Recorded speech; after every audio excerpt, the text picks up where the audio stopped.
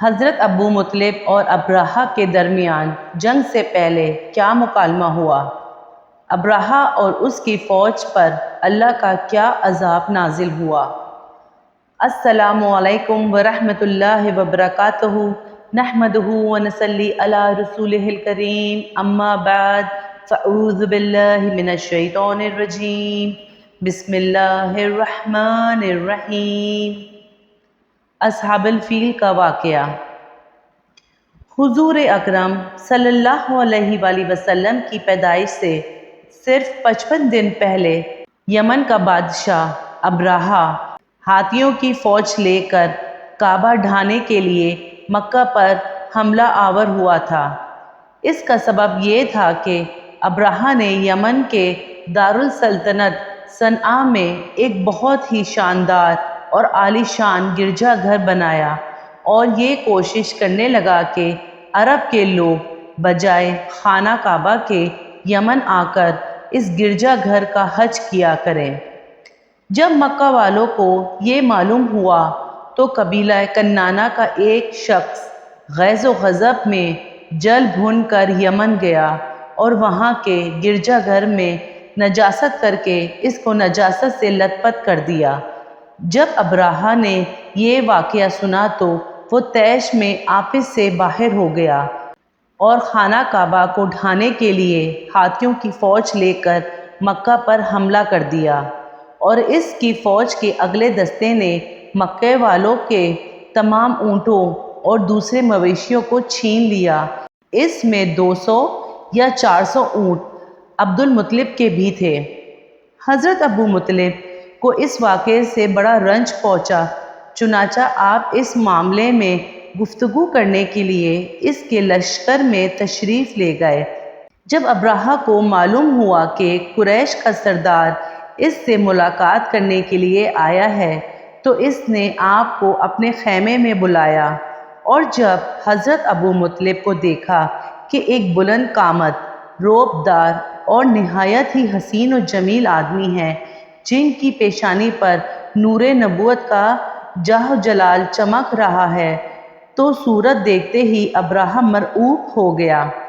اور بے اختیار تخت شاہی سے اتر کر آپ کی تعظیم و تکریم کے لیے کھڑا ہو گیا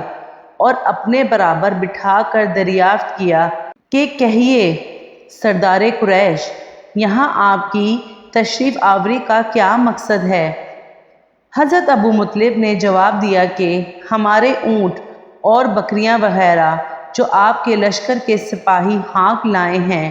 آپ ان سب مویشیوں کو ہمارے سپرد کر دیجئے۔ یہ سن کر ابرہہ نے کہا کہ اے سردار قریش، میں تو یہ سمجھتا تھا کہ آپ بہت ہی حوصلہ مند اور شاندار آدمی ہیں، مگر آپ نے مجھ سے اپنے اونٹوں کا سوال کر کے میری نظروں میں اپنا وقار کم کر دیا۔ اونٹ اور بکری کی حقیقت ہی کیا ہے؟ میں تو آپ کے کعبہ کو توڑ پھوڑ کر برباد کرنے کے لیے آیا ہوں، آپ نے اس کے بارے میں کوئی گفتگو نہیں کی۔ حضرت ابو مطلب نے کہا کہ مجھے تو اپنے اونٹوں سے مطلب ہے، کعبہ میرا گھر نہیں ہے بلکہ وہ خدا کا گھر ہے، وہ خود اپنے گھر کو بچا لے گا، مجھے کعبہ کی ذرا بھی فکر نہیں ہے۔ یہ سن کر ابرہہ اپنے فرعونی لہجے میں کہنے لگا کہ اے سردار مکہ، سن لیجئے، میں کعبہ کو ڈھا کر اس کی اینٹ سے اینٹ بجا دوں گا اور روئے زمین سے اس کا نام و نشان مٹا دوں گا،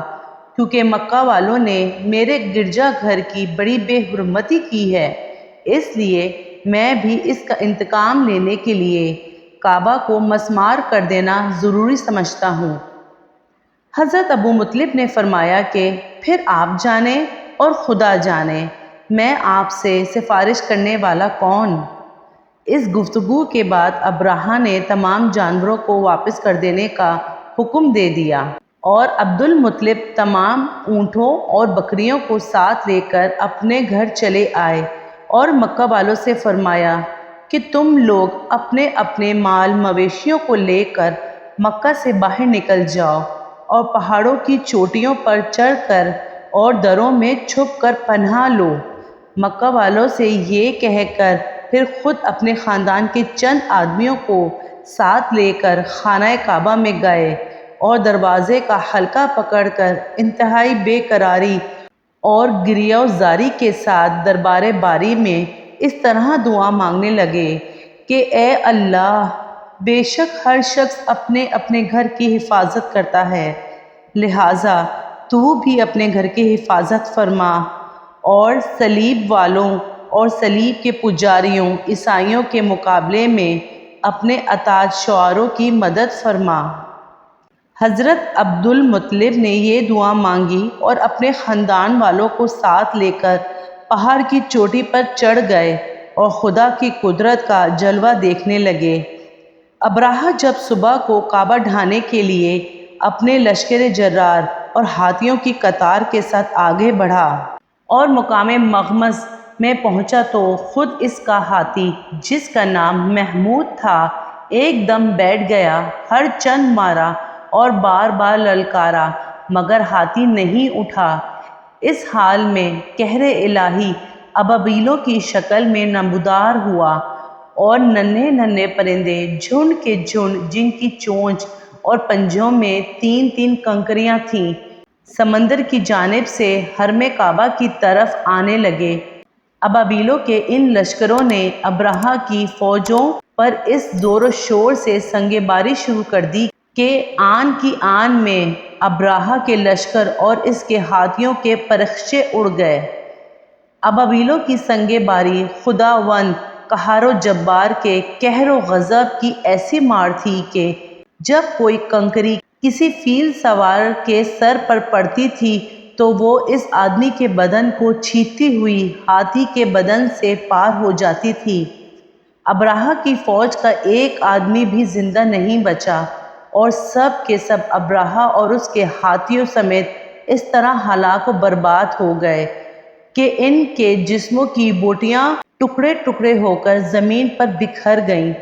چنانچہ قرآن مجید کی سورہ فیل میں خداوند قدوس نے اس واقعے کا ذکر کرتے ہوئے ارشاد فرمایا کہ یعنی اے محبوب، کیا آپ نے نہ دیکھا کہ آپ کے رب نے ان ہاتھی والوں کا کیا حال کر ڈالا؟ کیا ان کے داؤں کو تباہی میں نہ ڈالا اور ان پر پرندوں کے جھنڈ بھیجے تاکہ انہیں کنکر کے پتھروں سے ماریں تو انہیں چبائے ہوئے بھس جیسا بنا ڈالا۔ جب ابراہہ اور اس کے لشکروں کا یہ انجام ہوا تو عبد المطلب پہاڑ سے نیچے اترے اور خدا کا شکر ادا کیا۔ ان کی اس کرامت کا دور دور تک چرچا ہو گیا اور تمام اہل عرب ان کو ایک خدا رسیدہ بزرگ کی حیثیت سے قابل احترام سمجھنے لگے۔